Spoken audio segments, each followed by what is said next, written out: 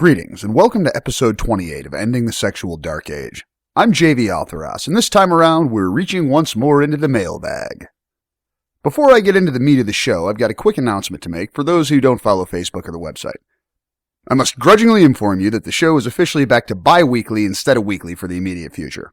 Doing weekly episodes has allowed us to cover a tremendous amount of ground in the last 5 months, and we've had a lot of fun doing it. Still, work has gotten busy, and I have to give attention to other things like writing and Shara's pussy, not necessarily in that order.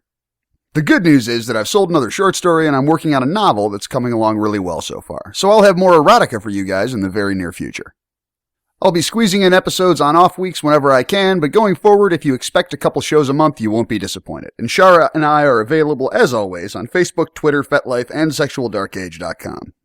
Without further ado, I want to begin with some feedback on episode 24, aka Homophobe Bisexuality. As with that episode, for the sake of avoiding verbal 10-car pileups, I'll be using the word gay interchangeably with the verbally awkward GLBT. Also, for the record, once again, I believe it's time for a better acronym. But that one's a job for someone else. Jay writes, "Great episode, you definitely hit the nail with the sledgehammer when it comes to gay hate, as you best described it. I also liked your don't give a shit philosophy. I try to follow the same thing, though I may have to yoink your wording next time someone asks me about stuff like this. I do identify as a bisexual male, no experience with guys, but I figure if guys can like girls before they've been with one and call themselves straight, I can do the same thing. One aspect about the biphobia, and I think there's legit fear in that area, that you didn't mention is that for me, I've gotten more shit from gay guys about my orientation than straight. They hear me say I'm bi and think I'm just gay and still in denial. Even the people who got out of the closet to step out of the sexual dark age are still affected by it, I suppose." Jay brings up a couple of great points here. There are a lot of people on both sides of the fence, gay and straight, who can't seem to comprehend the existence of bisexuality. There are plenty of gays and lesbians who really believe that bisexuals are just homosexuals who are only halfway out of the closet.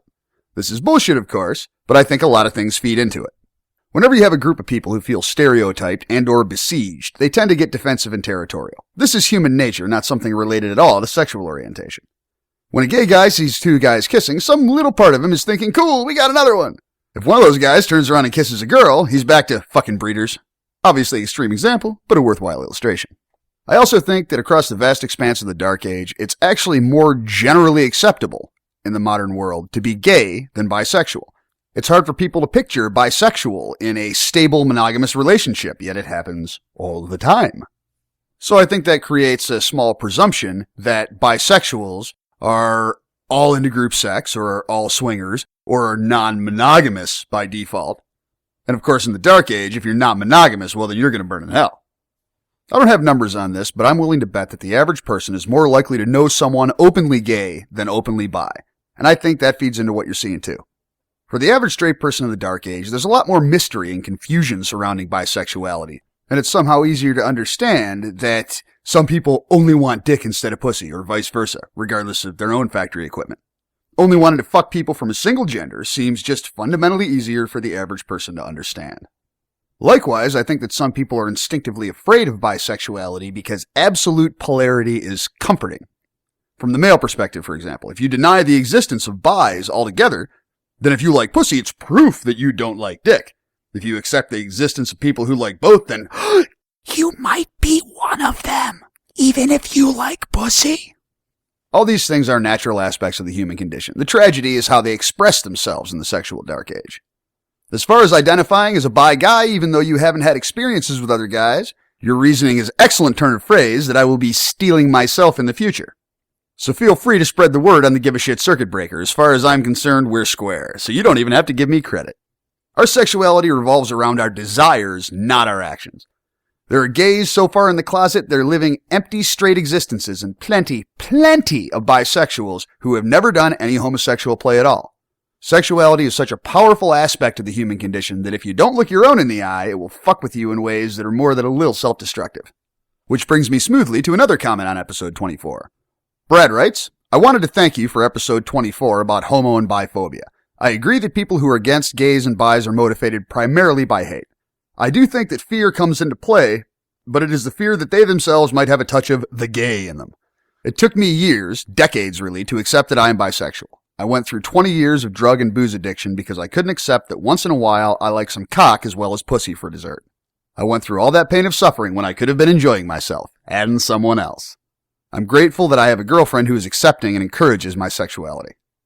Thanks for sharing this, Brad. I'm certain there are others in the audience that either are fighting or have fought the same internal battle, all because the sexual dark age taught them that being what they are is wrong.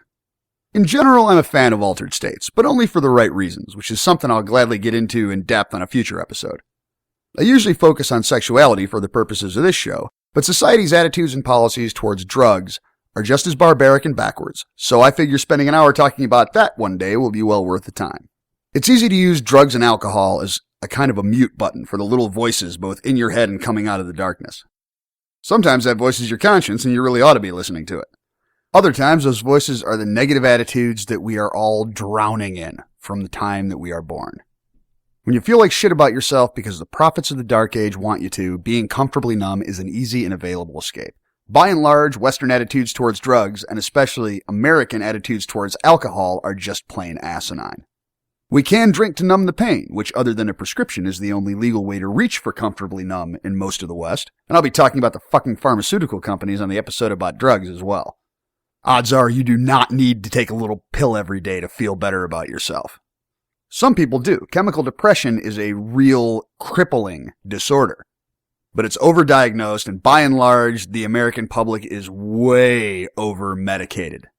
And we have this predictable and understandable, but terrible tendency to just believe anything that a doctor gives us couldn't possibly hurt us.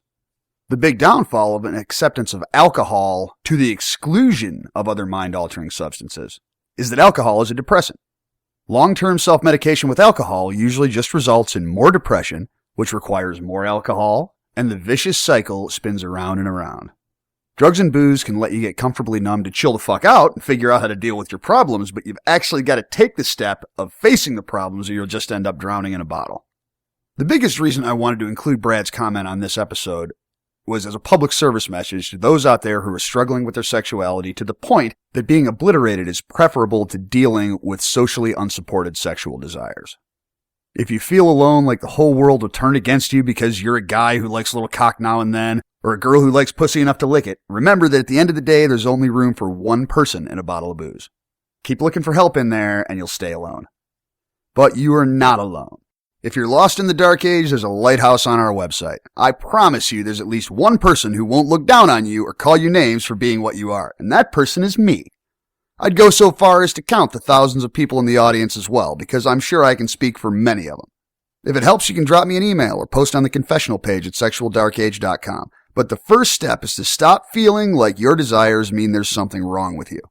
You are not alone. All consensual play between adults is perfectly natural, no matter what dark corner of the mind it might be born from. And there are no solutions at the bottom of a bottle. Psyche's been a frequent flyer on the website, and I haven't had time to get to her questions on the show yet, so I'm going to hit a couple today. Thanks as always, Psyche, for being part of the conversation, and thanks for being patient. First off, Psyche writes, I'm going to surprise a lot of people by saying this, but I hate sex. I wasn't raped or anything, it's just that my few experiences have been horrible. I meet a guy over the internet, we eventually exchange numbers, and at some point, unbidden, the guy starts talking dirty. I don't like it because all I want to do is date and maybe, if so inclined, sleep together. I don't like where it goes, but I'm too polite to hang up. When we meet, it leads to horrible 5-second sex. He then decides he's too busy to contact me anymore, and I never hear from him again. But as awful as sex with a person is, I've had great mind-blowing sex with myself. Once I came so hard that I fell asleep for 2 hours. Is there something wrong with me? Well, Psyche, let me start by saying that online dating is a jungle, with a lot of great people sprinkled amongst the victims of the sexual dark age. At this point, the numbers are certainly not in our favor. The average guy has no clue how to operate a pussy, because he's never been taught how to. One of the many reasons I started this project in the first place. Stumbling across a great lover can feel like winning the lottery, but for a lot of people, the more realistic option is to train your own. If you can get yourself off hard enough to pass out, your pussy is not broken. But you do need to make a decision as to whether you'd rather keep looking for a guy who's already a cocksmith or train one of your own. As far as guys who don't return calls, don't obsess about it. If the sex was that lousy and you're not looking for a project, then good riddance. Clear the road for somebody with some potential. In another post, Psyche asks, what do I do about the vanilla guys who think when I mention kink that I'm into the BDSM you see in the movies? How do I let them down? I mean by that the guys who hear about the kinky guy and assume I'm going to whip out the ball gag and riding crop right then and there. I know this by the leering or creeped out expressions on their faces, or if on the phone, the sound of them struggling to come up with something to say. I'm not ashamed of my only time with kinky guy, it's just that I don't want guys to get the wrong impression of me. Any thoughts? In this case, Psyche, you are a victim of the modern media, and this is a battle that every kinky person fights to one extent or the other. Most of the kinksters who are into the kind of play you tend to see in the movies get there by traveling a long and winding road that always starts with not knowing anything. Plus, I look at playrooms in the movies and I think, oh, that would be awesome if I had 20 grand to drop on gear. But I don't, and neither do most other people. The root of the problem here is that guys are easily excited. I know, someone call the Associated Press. Yes, guys are easily excited. A guy who wants to be dominated by a woman has probably fantasized about it until his forearm was sore, and then switched hands. As soon as a guy with unfulfilled submissive fantasies thinks he's got a genuine dominatrix on the hook, he's mentally all the way in the end zone watching every one of those fantasies flash before his eyes. The fact that society teaches females to be submissive from birth doesn't do anything for the number of women who express whatever dominance they've got going on. And the result is plenty of guys who would love to try submission if only they had a dominant woman. Because they're guys, when they see the opportunity, they want it right now. Not later, now. You gonna finish eating that? Check, please. Thankfully, you've got a pretty easy solution, and that's to notch back on how much you share and how you do it. The road forward depends a lot on how much you want to explore your dominant side. From a lot of the things you say on the website, it sounds like you're very interested in doing that. So I think it might be high time for you to play around with telling guys exactly what to do. And guys tend to be pretty compliant and open-minded when there's pussy being waved at them. It's easy for a dominant woman to have a rule that her playmate lick her to orgasm before he's allowed to stick his cock anywhere, or to suck him to the breaking point and then tell him he gets to come right after you do. As far as broaching the topic with a new guy, just be very selective about what you say at first. Instead of telling him all about kinky guy and what you did with him, just say that you like to tell guys what to do and you're curious about exploring that a little more. From that point on, any guy who gets you naked is going to expect to be told what to do, which will do wonders for your chances at getting fucked the way you want to. Keep the being curious but not experienced yet aspect out in front in the conversation, and guys won't expect the ball gag and the riding crop. In fact, the right kind of guy will go out and buy you a ball gag or a riding crop as a gift. You'll replace any kinky delusions or movie-induced bullshit with a chance to help you explore new sexual territory without the guy having the expectation that you're fully equipped and experienced. Most guys are all about feeling like they're breaking new ground with a woman. And remember, a dominant can put the brakes on whenever they want. Next up, we have a comment posted by Alpha Prime on the website. He says, I just listened to several of your podcasts at work today, and I wanted to say thanks. I guess I have been a naive, closed-minded, selfish caveman when it comes to pleasuring my girlfriend. She's been trying to tell me for over a month now what to do to get her off, and I just couldn't get it done for either of us. There was a lot of sexual tension between us as friends while she was in a relationship with a friend of mine. As soon as they broke up, I went in for the kill, and killed it. We went out to dinner, had some drinks, and confessed how bad we'd been wanting each other. A kiss at the bar and a hand to hold was all it took to get back to her place. She was turning down the vertical blinds in the living room. I closed in on her like a caveman with a large stick. I shoved her up against the blinds, knocking a few to the floor, tore off all her clothes, and lowered her on my dick. And I carried her to the bedroom where I slammed her on the bed and I owned her. Mind, body, and parts of her soul. She came, I came, we had to change the sheets. Fireworks. After that, there were a few more good nights. For me, anyway. I had just discovered the best pussy I've ever had in my life on a person I was already best friends in the world with. I got selfish and was addicted to the pot of gold I'd found, and have failed to make her spray since. She tells me exactly how she wants it. It's an awkward position for me with little stimulation. It involves balancing on my knees while I hold her pelvis up and parallel park my dick on a dime without moving in and out. Oh, and I can't breathe too hard. I truly do love this girl, and I want to give her the kind of orgasm that she deserves. Please help me come up with a game plan to refill the powder keg. We need fireworks again. Well, Alpha Prime, I'm glad you took the time to ask. Giving a shit is step one, and you've got that covered. We willingly jump through all kinds of aggravating hoops in support of a happy pussy. And a good woman will do the exact same thing for your cock. In the short term, my advice is to give her exactly what she wants. The fact that it's awkward and doesn't do much for you means you'll last a lot longer, long enough most likely, to give her an amazing orgasm and then finish however you like it. And when I say that, I mean to encourage exploration. Try new things. Try dirty, filthy things. Things she wouldn't even admit to her girlfriends. A woman who's just had a bone-rattling climax tends to be pretty willing, so make use of that to bring in some variety in your positions or toys or whatever floats your boat. In the process, you'll probably find other things that get her off and aren't annoying to you, like what she needs now. When you only have one thing that works, you've got to keep at it, while enthusiastically searching for other options. Also, be sorta honest about not getting off on what she likes. I say sorta because you do not, under any circumstances, want to make her feel self-conscious or like she's being unreasonable or demanding. She's not. She just wants to get off, same as the rest of us, but needs something a little more complicated to get there. Tell her you don't like only having one way to get her off, and you're putting on your Indiana Jones hat and looking for more until you find him. If you can put that kind of tone on it, you can probably gain a lot of ground, find new things to do to her that she likes even more than parallel parking, and strengthen your relationship in the process. One way to get the ball rolling would be to recreate that first date. Walk her back in the door afterwards and immediately slam her up against the wall and give her the same kind of spontaneous animal fucking that you gave her the first time. If she's not wise to your plan, you're likely to get exactly the same results. And tell her afterwards that you've rebooted your entire attitude towards sex and you want a clean slate. I bet you get it. By the way, don't ever be disappointed that she doesn't always squirt. I'll save most of this to cover with Shara because I can already hear the bell ringing. But most women who can squirt don't do it all the time, and often it surprises them as much as the girly waterfall surprises you. Next we come to an email from a lady out there in cyberspace.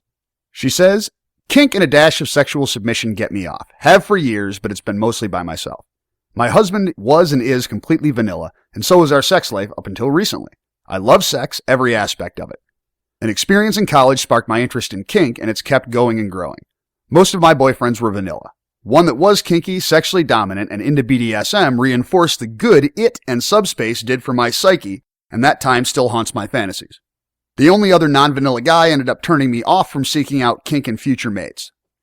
So the kink stayed in my spank bank, kept safe, personal, and perfect. I realize now that may not have been the best way to deal, but it got me through to the other side. With the background out of the way, the reason I'm writing you for help is that my sexual relationship with my husband brushed up against some soft kink recently, and I'm not sure how to go about growing on that. It sparked a hope that I could have a kinky sexual relationship with my husband like I had with that first kinky guy, and now I can't stop thinking about the possibility while fearing that we can't live up to my fantasies. I read erotica, listen to podcasts on kink and BDSM, and surf sites on it. I think I have a good handle on kink, but my husband does not, mostly because it wasn't on his radar until it came up between us. He now knows about my lean towards kink, but I don't think he really gets the sexuality of kink. He's kind of prim and proper, but he recently said that kink gets me hot and gets me off, and he likes to get me off. But the media and society's view on kink have kind of skewed what he thinks it's about. He knows the jokes and ridiculed side of kink, and then the homicidal BDSM maniac Law and Order side, but not the parts that are sexual, beautiful, or erotic.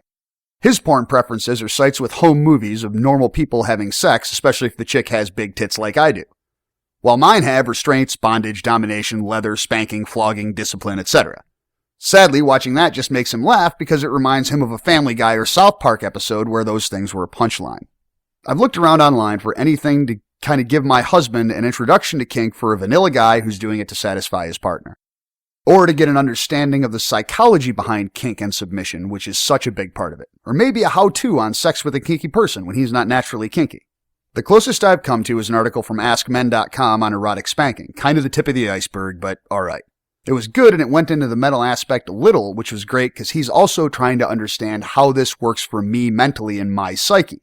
But other than that, all I'm finding are intros to kink, BDSM, and DS for subs. It seems like there aren't any people new to the more dominant side of kink, just people new to submission, and the websites, etc. are geared towards that. Do you know of any resources? Or a better way to put this for Google searches? Right now I'm weeding through searches that give me mostly porn. My husband is willing, but it's kind of up to me to find the information or wait till work lets up on him and his free time, and that's not going to be anytime soon. Thanks for taking the time to read this, M.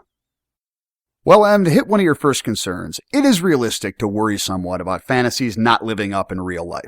Fantasies can all be perfect, and life just isn't. The fact that you're aware of the concern means that you can deal with it easily and effectively.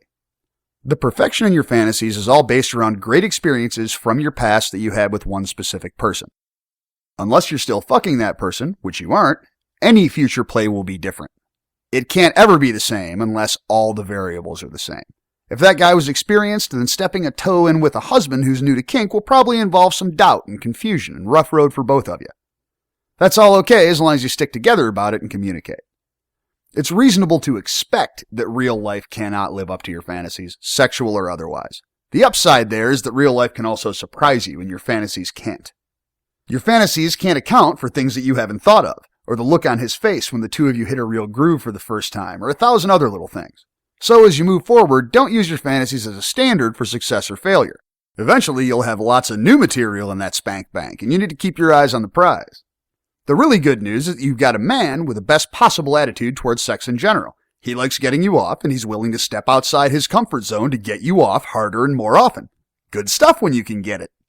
So he's primed, ready, and looking for guidance that gets him past Hollywood kink and into the realm of the real. Your observation on the lack of resources for aspiring dominance is dead on based on what I've seen myself out there. There's not a whole lot, especially in comparison to guides and info for submissives. I think there's a lot that plays into it, including the healthy ego you generally find in a dominant. Doms don't like to ask for help. Plenty of us do. The good ones do ask for help. But it's not our first choice, and we're not thrilled about the fact that we need to do it, on a philosophical level. Down the line, we'll be doing an episode on getting started as a dom, once we circle out of the non-monogamy and back towards a few kinky topics, and I hope that episode helps fill the gap a little for you and your husband. Until then, I'm going to suggest a couple books for you. Actual, genuine paper books. These days, we're used to going to Google for everything. There's a reason for that. Google's fucking awesome. I'd say Google collectively has a larger pile of awesome than any other entity on the internet. And we use what works. Unfortunately, as you've experienced, practical info on sex can be kind of hard to find, because Google gives us what we want, and the average surfer searching for dominance or submission is overwhelmingly likely to be looking for porn, so that's what Google dishes out. I'm going to recommend two books, one that I used to own, and one that I've heard extremely good things about. The first is titled Screw the Roses, Send Me the Thorns, The Romance and Sexual Sorcery of Sadomasochism. This book is viewed by a lot of people as a required part of any decent BDSM library, mostly because it's just so well done. It's written as a guide for newbies and covers a range of topics from practical to psychological. If you buy one book this year, make it this one. I had a copy myself once upon a time, but women have a pretty easy time separating us from stuff like books and t-shirts and movies and such and never returning them. I just think of it as pussy tax. The second book is called The Loving Dominant. I've never read it myself, but it's widely recommended among people I know for exactly your situation. Someone trying to learn what healthy sexual dominance is all about without a clue where to start. There are links to both books on Amazon in the show notes, so you can get right to them from the website post for this episode or through the RSS feed. I suggest you at least buy Screw the Roses and read through it yourself with a highlighter. You will find passages in that book that perfectly explain what you can't put into words for your husband, allowing you to just point them out and say, this is what I was talking about. And if you haven't already, episodes 17 and 19 of this show are a great place for him to start, even if he's just listening so you can have more informed conversations with him. And of course, if he has any questions he'd like to ask me, I am always available whether or not he wants his questions to appear on the show. And that's actually possibly something I don't reinforce as often as I should. There are plenty of people who send Shara and I questions and they say, hey, I don't want you to put this on the podcast, but can you help me? Yeah, of course we can help you. If there's anything we can do to improve your sex life, that's what we're here for. Not everything has to end up on the podcast. So now we welcome Shara to the show. Hi. For those of you out in cyberspace, she was just pretending she was licking the microphone's pussy, I think. I'm not quite sure what that was, but it was fun to watch. All right, so we have another listener mail episode here, and you have read through the listener comments. I sure have. And what should we talk about first? I knew you were going to do this to me. I think we're going to talk about squirting. Imagine my shock. Just go ahead, ring the bell. I was going to tell you right up front. Okay, so this is in regards to Alpha Prime's comments. Now, you obviously are a squirter. Not all the time, and one of the things that I mentioned to him was that neither one of them should be frustrated if it doesn't happen all the time. No, I used to squirt a lot. I mean, when I was in a relationship with someone that was long distance, and I was in the lifestyle, I would talk on the phone with him a lot, and then when I got off the phone with him, I would have sex with myself, and I would squirt and squirt and squirt. Unbelievable. I mean, get me 20 towels, because is going to be soaking wet. I've seen it. Okay, you didn't have to say that. For the record, Shower gets a towel under her ass anytime we're fucking. Because I got tired of sheets and blankets and whatever happened to be there. Okay. Yeah. Damn furniture cleaning bills. Okay. Couches and coffee tables and... In fairness, go ahead, ring that bell. But in fairness, it's a happy moment, okay? Because... Oh, sure it is. Squirting is exciting and it's fun. And so no wonder she wants more of it, because I don't do it as often. But when it does happen with you, it's a lot. And it does so many inside feelings to me that it's so hard to explain. And talk about a subspace. You know, it really is for me anyway. And the one thing I don't know is, like, I could go a month or two without squirting, and then the next thing you know, you need more towels. But if there's furniture condoms. I call them furniture condoms. I never thought of it that way. That's good. I like that. Furniture condoms. Oh, and make sure you fold the towel up, because if you got a girl like her, the one layer of towel is not going to get it. Yeah, fold that bad boy over 3 or 4 times. I'm proud of it, okay? I am proud of it, and I will take every squirting moment. I am not even implying that you shouldn't be. Good, because... I'm glad you're proud of it. I'm proud of it, too. I might turn red, but I am darn proud of it. And if there's any listeners out there, I would like to hear from them, because I haven't done a lot of research, so they might be able to help us here. Have they been able to control it? Have they been able to make sure that they squirt as often as they want to? I mean, I don't have enough experience. Maybe you do. Well, there are, actually, that varies from woman to woman, from my experience. If you search the internet a little bit, you can find porn videos of women, like, putting out a candle. Like, they can aim that shit. I've checked it out. But that, okay. Well, I wanted to know more about it, but maybe our medical expert could also answer that for us. Maybe he's been We should ask him. Yes. Well, I am. I'm hoping he's listening to this episode. Yeah, and, he'll hear this episode. Maybe not tomorrow, but he will hear this episode. So give me a little bit of input, would you, please? So seriously, I would like to hear more about it. So now, as far as the rest of what Alpha Prime was saying, is there anything that you would like to add, or any other advice that you would like to give him regarding repacking the powder keg? Well, I agreed with you about exploring other options. He might find something that she enjoys even more than what they're currently doing, that she loves doing with him, and he might find it to be a better fit for him.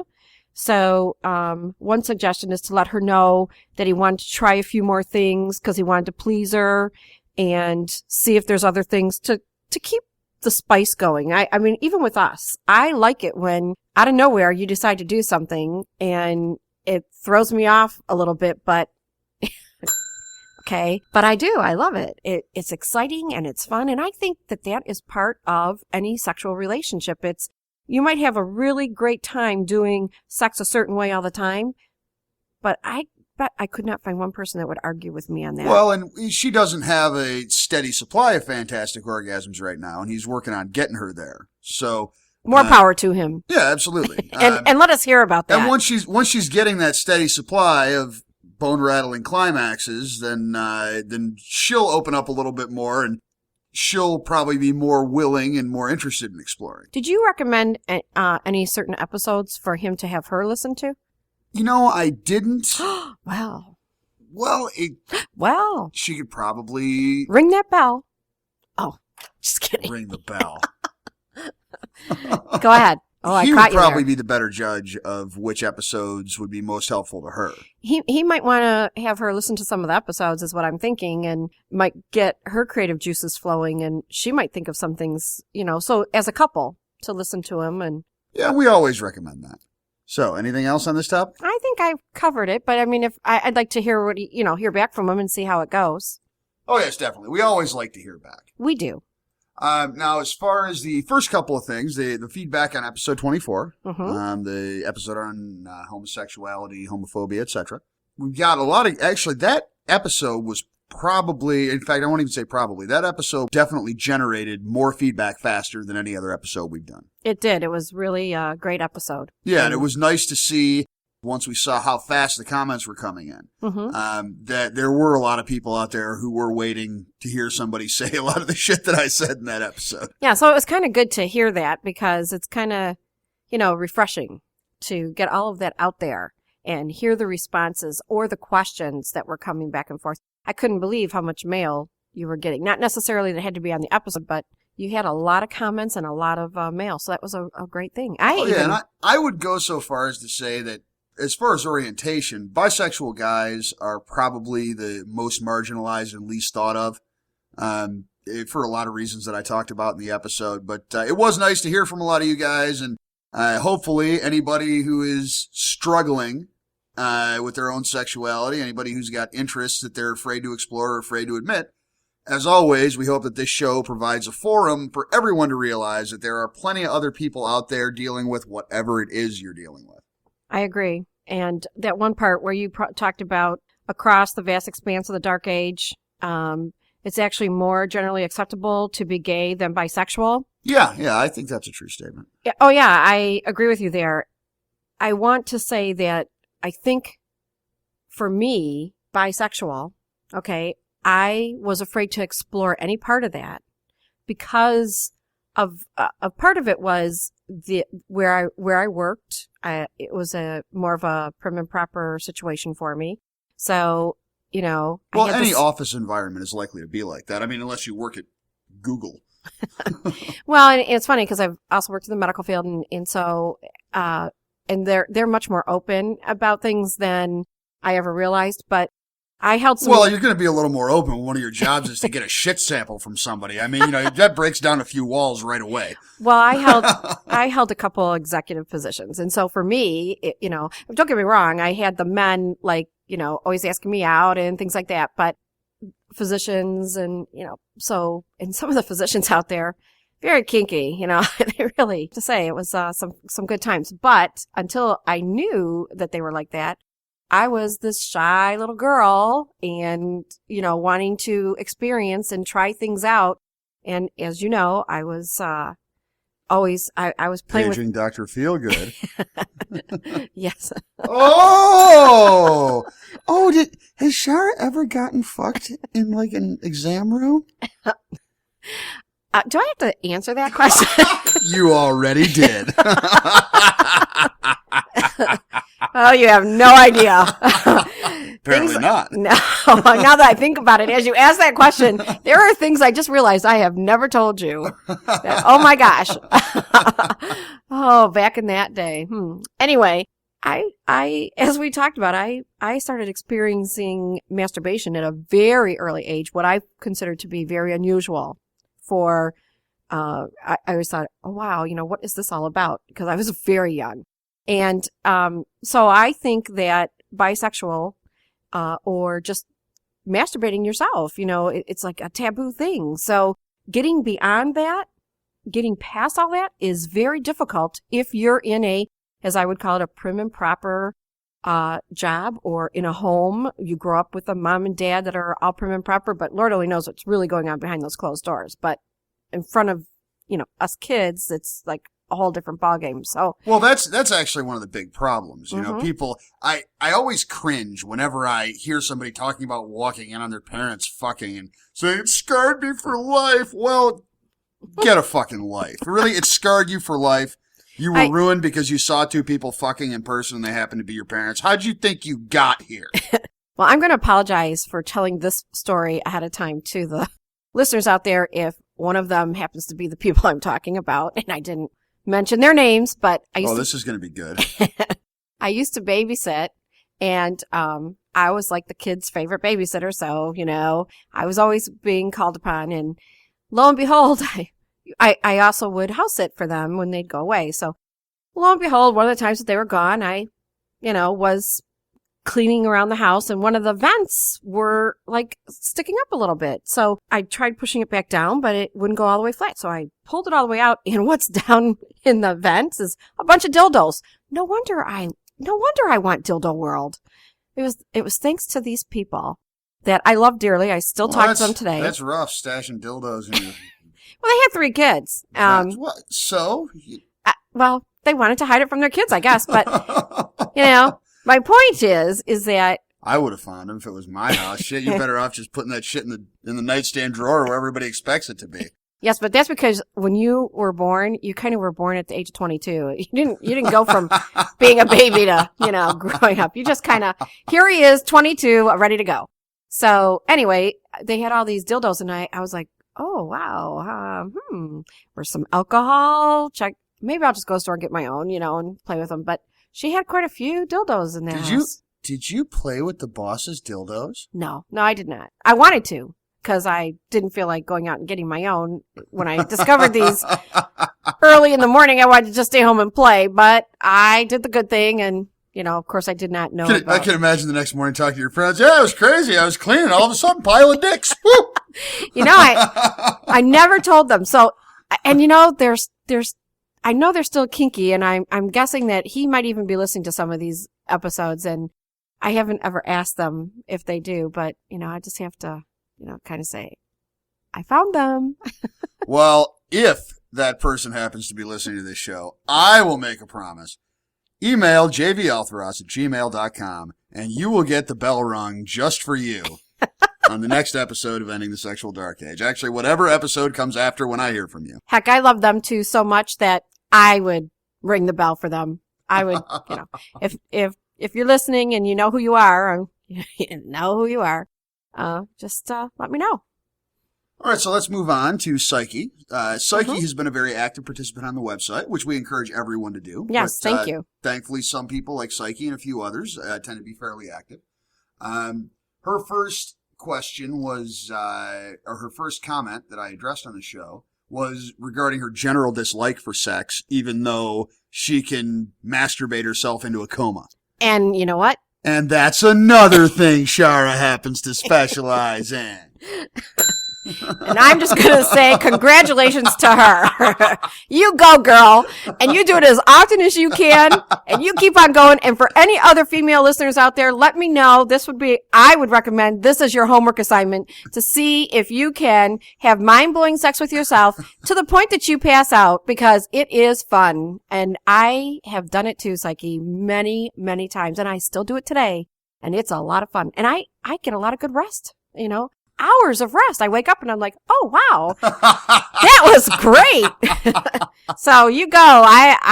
You know what? If you're not in a relationship with a significant other, well, even if you are, but if you're not, definitely play with yourself until you come so hard that you pass out, because it's fun.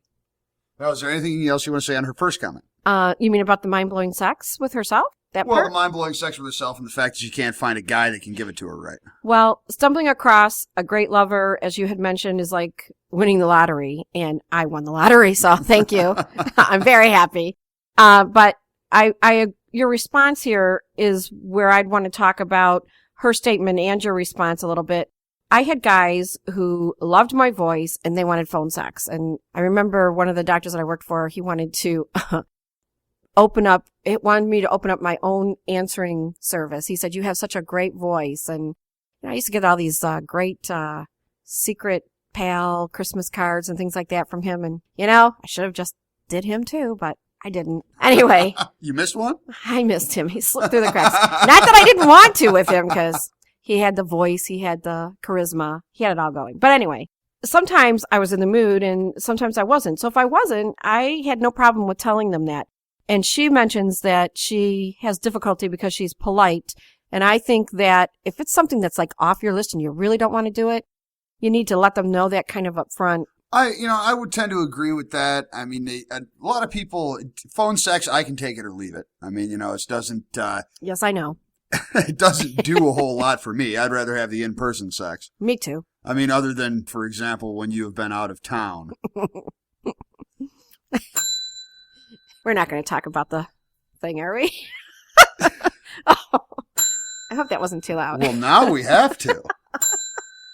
Okay. So there was this one time Shara was out of town, and she was missing me, and we were talking on the phone, and I told her she needed to find something handy to fuck herself with, and she happened to have a wine bottle, and a few minutes later I had her fucking herself in the ass with a wine bottle. Which was... No, it's a small wine bottle, okay? It wasn't one of these like... Well, I didn't even imply the big end. I mean, seriously. Just making sure people know, okay? No, and to this day, she was kind enough to bring that wine bottle back. I cleaned it up, yep. Okay?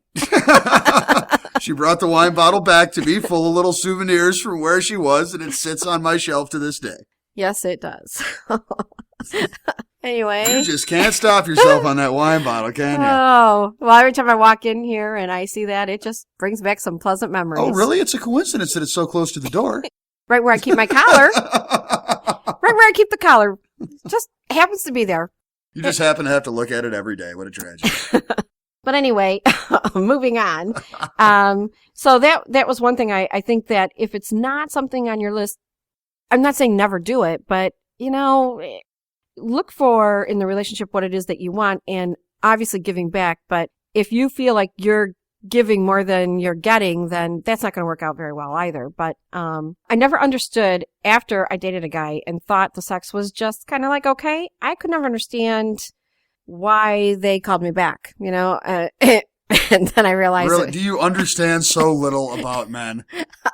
Well, I mean, kind of like there were the ones that we knew we were just getting together just to have a little fun, and right. It wasn't going to be, I was clear with them, they were clear with me. This is just going to be like, we're friends, we've known each other, let's have some fun. So I wasn't expecting a call. We'd see each other again, and we never, most of the time, we just didn't go there again. We'll get into that after the show. Let's just keep But it anyway, so I can't give a straight face now. Anyway, so you got me all flustered here now. Yeah, that was me. Yeah. It was you talking about something and turning beet red and having trouble breathing all on your own. Because I realized that they enjoyed having the sex with me. I just didn't have a great time with them. So I think that she just might not be having a great time with them.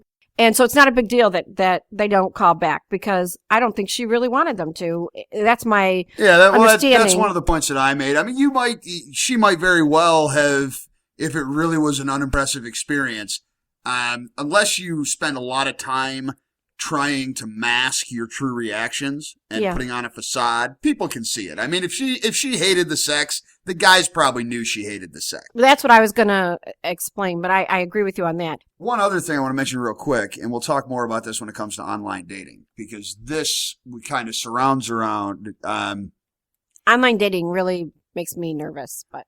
Well, there are pluses and minuses. I mean, I had good experiences with online dating fairly soon after it was invented, so I mean, I'm biased in favor. Imagine my shock.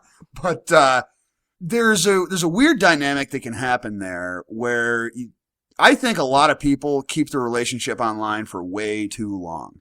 And you can end up with a situation where you have this person, maybe you see pictures of them, you have this person you've never met that knows all kinds of shit about you, and then you become emotionally invested in the relationship.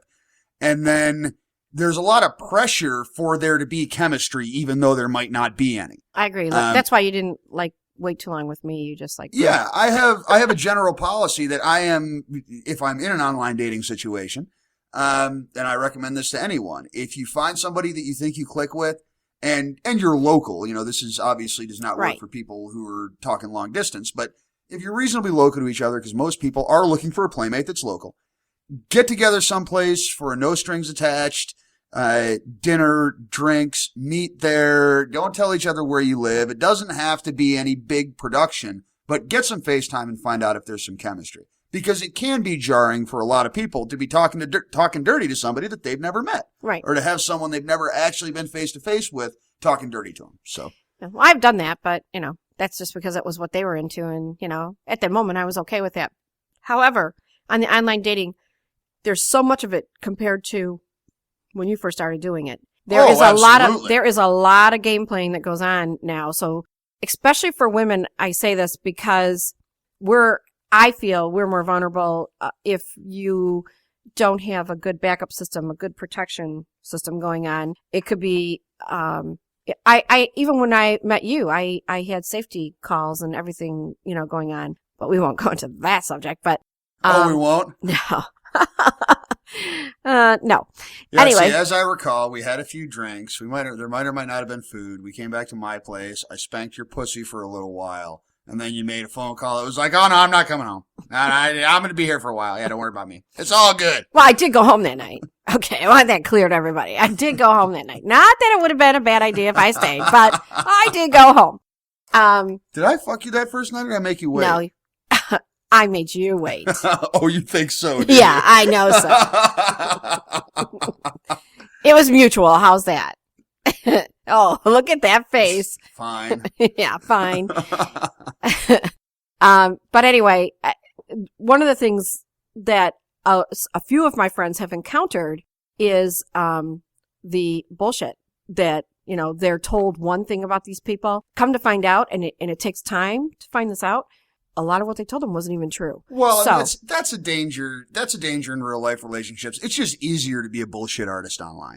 Yes, it is. But I'm because like if you know somebody and they're going to introduce you to somebody, they're going to tell you, hey, by the way, he's going through a divorce. He's this, he's that. But I dated a guy that I thought was already divorced. Turned out he was only separated.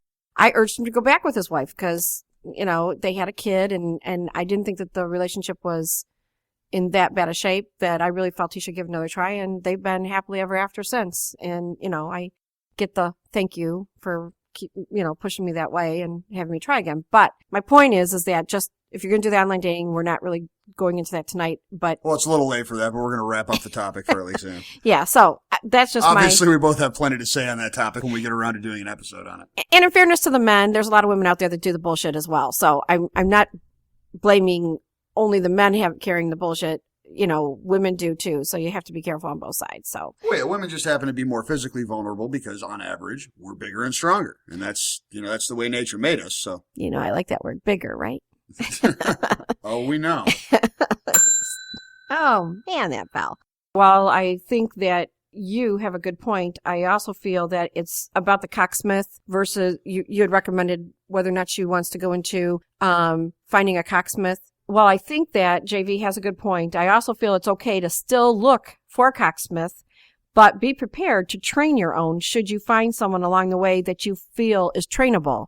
So while you said she should probably make up her mind, it might take her a long time. Look at how long. I mean, she doesn't necessarily have to pick one or the other, but she's got to have a direction for herself. Got to have a goal. If she makes the decision that she's just going to keep looking until she finds a guy who knows how to properly use his cock and already knows how to please a woman, if that's what she's looking for, she can disregard any guy that isn't that. So it's just like a disqualification factor. Just like in Pretty Woman, you got to have a goal. Got to have a goal. So that could be the goal, but doesn't mean that in the meantime she, can't look for somebody that's trainable. Okay, so Psyche's second question was how to better deal with guys that are new, because she's had not unexpected and not unpredictable experiences telling guys about her experience, her one experience or one good experience with a guy who was kinky. Right. And the guy's going off the deep end in one direction or the other. Mm-hmm. And I think that you brought up some very good points, and that I agree with. Maybe stepping back a little bit, not saying as much. A couple of other things that I would like to add. Try going to some local munches. I didn't see that you had mentioned that. No, I didn't. And I found that the local munches were very helpful to me. I did not enter them alone, though. FetLife, for instance, you could see where some of the local munches are in your area, and you could even maybe find yourself a good mentor. I found a couple that I mentored with in the beginning, and they were extremely helpful. And they were non-sexual with me, at least in the beginning. But I never felt like it was my choice. It wasn't never something that they ever pushed me into. And I think that's important. As it always should be. Right. But that's when a mentor, it doesn't have your best interest. If you ever feel that they're kind of urging you to be with them, they're more interested in being a sexual partner with you in some way as opposed to actually mentoring you. Yeah, that's definitely true. And as a female who is interested in exploring some dominance, I would expect that Psyche would feel very welcomed at pretty much any munch. I agree. And as we've mentioned before, when we're talking about munches, there are always people hosting. Often it's just a casual thing. It may not even be an official host, but there are going to be people who are there every time, who've been around the scene for a while, who will make sure to say hello. And you don't need to use your real name. Nobody's going to expect it. But tell the people who are hosting the event when they come around to talk to you, because they will, that you are curious and interested in exploring a little bit, and you will gather a flock fairly quickly. Well, if you go to FetLife, and in FetLife, you don't have to use your real name. You can, make up your own name and all that. But in FetLife, you can go to the state that you're living in and right down to the nearest city that you're in, and you can find out some local munches. Then you can start looking for the people that are in that area, on FetLife, and start seeing if there's somebody there that might be somebody you'd be interested in having mentor you, take you, meet up with them at the munch. You don't have to go, drive with them, but meet there. And they'll be happy to show you some good people and who to steer away from, because there were quite a few. I mean, when I walked into the munch, there was a lot of them that were like right away wanted to, be with me per se. And my mentor made sure that didn't happen, just said, meet first, don't go home with anybody, don't do any of that. So it was very casual for me, and it was very protective. And so it was a good experience for me. So I usually. So your suggestion would be to look more for guys who already know that they're looking for a dominant and know more what to expect. Right. Like, do you remember the one couple that I was friends with? They wanted me to take some pictures with them for their website, and she was the dominant. And oh yeah, I remember that. Yeah. And he still looks for that today. They're no longer together, but he still looks for that today. He loves having a female dominant. And so it's something that she might want to explore about herself, and just, you might find that you really find someone in the lifestyle that you really enjoy, love being with. And, like me with you, I don't know what I'd do without you, because every day I look forward to. Have a hell of a lot fewer orgasms. I know that much. Well, wouldn't be as fun. I'd be using my fingers again, and But as if you ever stopped. No, I didn't. But I'm saying, it would not be as much fun. But and one last thing before we move on to the last listener mail item for Psyche, because we are kind of talking about munches in the BDSM scene. Something that doesn't get a lot of mention because it's maybe dissonant with people's opinions of the lifestyle and dominance and submission. It might be a little bit counterintuitive. But if you were to find an experienced submissive male that you like, submissives have trouble finding good dominance. Right. And it might seem counterintuitive, but there's absolutely nothing wrong with finding a submissive to teach you how to be a dominant. Because a good submissive can very much do that. And actually, there was on FetLife yesterday or today that actually talked about that. So it was under newbies and novices, and that's one of them that I recommend newbies go to, because you can look at all the common questions that people ask when you first join the group, and then you can kind of take a look at it and see, oh, this interests me, and then you can ask your own questions, and you'll get a lot of responses. But there are many, many, many men that would love to be told what to do. And you might enjoy it more than you ever dreamed of. So I know quite a few dominant women, and I have a lot of high respect for them.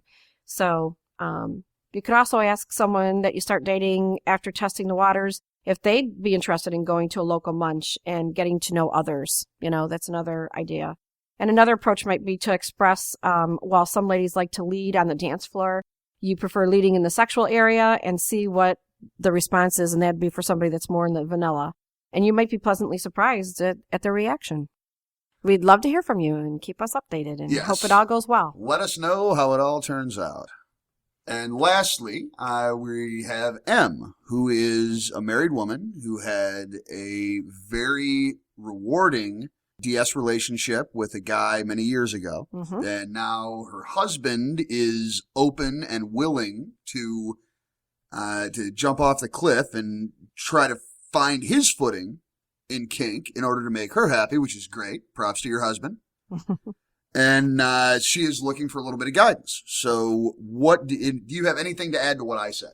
Yes. I've read The Loving Dominant. Well, I've actually read both books that you recommended for her. But I will say, since you didn't read The Loving Dominant, it is a good book. So I would suggest getting it. And I think Amazon has a section called halfbooks.com. And so you can get these books for like pennies on a dollar. So. Yeah, I'm putting links to them in the show notes. Yeah, and on Amazon, new copies are like 12 or 14. One of them is 16 and one of them is 14. They're not expensive books. No. And I also should say, I have never heard anyone who gave me a bad review on The Loving Dominant, which is, it's fairly unusual for me to recommend a book I haven't actually read. I know. And I always have to give the disclaimer. I love my disclaimers. Yes, well, you should. But I have never heard anyone who gave me a bad review of it. And while you're reading the books, that's one great area, but there's also she mentions prim and proper, okay? And it takes a lot for them to get to the kinky side, for the people that are prim and proper. However, I have seen quite a few prim and proper get extremely wild when they really let themselves loose and hang loose. So well, sometimes it's a state of being, and sometimes it's just the mask people show to the world. Right. So, and that's the hard part, and she would know more about that since it's her husband. But they did grow to love the lifestyle. You know, they really enjoyed it and really felt some freedom for themselves. The prim and proper feeling, some of them felt more caged inside themselves. And so when they got into the lifestyle, they found out it was a release for them. And if you feel that he's open to exploring, you might want to go to FetLife as well and go together, though. Go to the site together or get his permission. I wouldn't want him to think you're doing anything behind his back, because I think that that's very dangerous and in a marriage, if you know, definitely, or a relationship. FetLife is really fairly innocuous. I mean, there is some meat marketing that goes on there, but it's not, by and large, it's not a meat market. I tell people these days it's Facebook with naked pictures, because that's really more what it's about. It's Facebook with naked pictures where most conversations are about sex. Right. But you can set it up where you can go and look together, and you can go to novices and newbies. But there's, like I said, go to your own state inside there, and you can take a look at some local munches, maybe go and, you know, meet them. But sometimes the prim and proper people don't necessarily want to do that, you know? Now, have you read Screw the Roses? Yes. Oh, my copy was gone before we met. Really? Oh, that's good to know, because, you know, I know your story about, you know. Pussy tax. Yeah. Oh, nice shirt. What the fuck? It's your shirt. It's another one of my... You know, let's see. How long have we been together now? 9 years? 10 years? So I think I, you know, earned one shirt. Okay, maybe I've had a couple. One? Really? Really? One for each year. Really? You really? I'm going to take Belinda. You think you only have 9 of my shirts? I'm going to take Belinda's note on this and say, you know what? I've marked my territory. Okay. No, you didn't mark anything. You took the territory. I marked and took, because, you know, I have to make sure that when we're out there at the business or whatever, that, you know, I'm wearing your territory. I'm just kidding.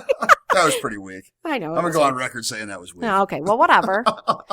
You know, so anyway, about territory, no, that had nothing to do with it. No, we were talking, or I was asking you, since you've read both Screw the Roses and Loving Dominant, is there one or the other you would recommend first for a vanilla guy trying to learn something about the psychology and practices of DS? Well, what I think about the Loving Dominant is for people that are new to the lifestyle or experiencing things, it really explains the dominant side of things. But the problem for her that I feel is the fact that she mentions prim and proper, and I kind of keep going back to that a little bit, because if he's really prim and proper, it's whether or not he can be dominant or not. Well, yet he says he's going to give the pussy what it wants, which is thumbs up.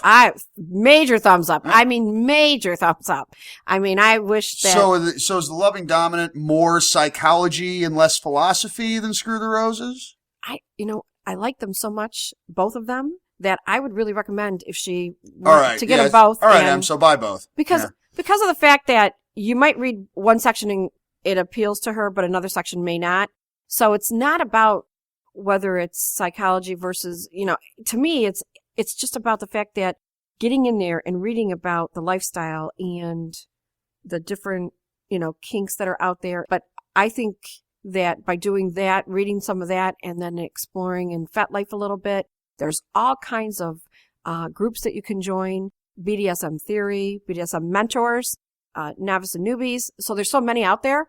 But when you join those groups, there's a list of questions, general questions that people tend to ask. And for new people, it's very helpful. I find FetLife very, very helpful, because I've referred a lot of submissive friends there because they can read about Yeah, questions? there is a lot of really, some of the dating sites like alt.com makes I'm going to call it a half-assed effort to really foster community.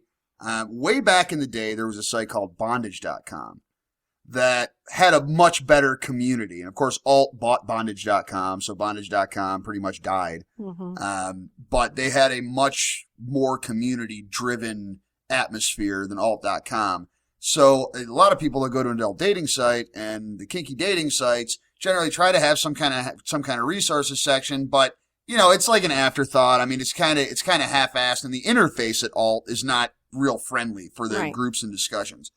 So FetLife can give you that, and give you a lot of fairly easy to search reading material. So, as far as, and I'm glad you brought that up because that led me to talking about searching FetLife.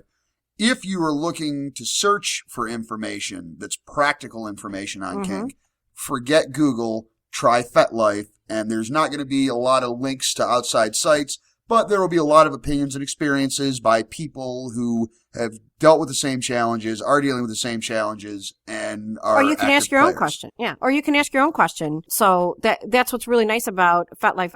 I've had a lot of response from the people that I've referred to it, and I'm new to it, but I explained to them, like if people start adding you as a friend in it, you don't have to add those people. You can quietly just not now. Oh yeah, you can ignore friend requests. So anyway, so I think FetLife might be a good option for them to sit down together and look at it, since he's willing to do some of these things and get into it. And also we have, like I said, the one website that I tend to go to because of the fact that it has all the different areas of bondage. Well, yeah, but she said in her email that doesn't work for him because, this is probably a condition that is known by a lot of people.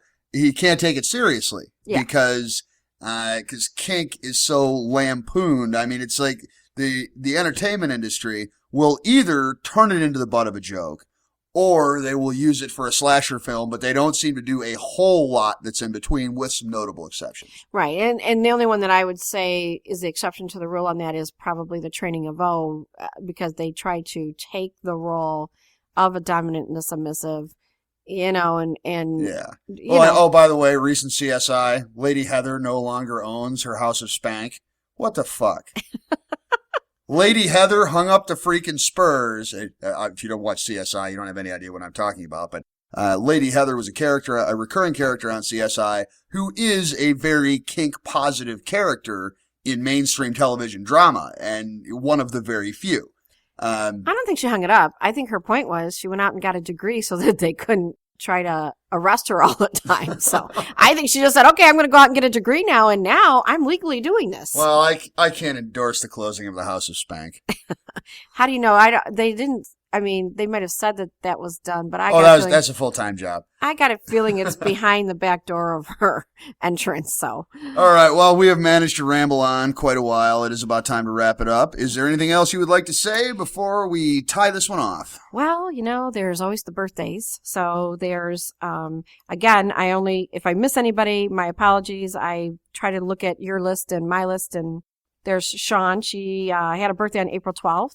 Happy birthday to her, and happy birthday to Madeline, whose birthday was yesterday. And I hope I say this right. Is Hazar? That is a spelling without an obvious pronunciation. So I think as long as you're trying hard, then. Well, you know me, I always try hard. So, happy birthday is coming up on the 23rd. So, that's Saturday. So, happy birthday to all of you. And again, thank you everyone for listening. So it is that time again. We do thank you for joining us and hope you've had as much fun as we did. As always, please feel free to join the conversation by posting anonymously on sexualdarkage.com, emailing jvaltheras@gmail.com, or calling into the listener line at 517-376-3116. You can always find Shara and I on Facebook, Twitter, FetLife, etc., through links on the website. And good ratings and reviews on iTunes are always appreciated. The next episode will continue our tour of non-monogamy with Cooper and Ginger from Life on the Swing Set, joining us to talk about the ups, downs, ins, and outs of being a swinger. Until then, this be me, J.V. Altheras, reminding you that sex is one of the greatest things in life, and there is always room for better.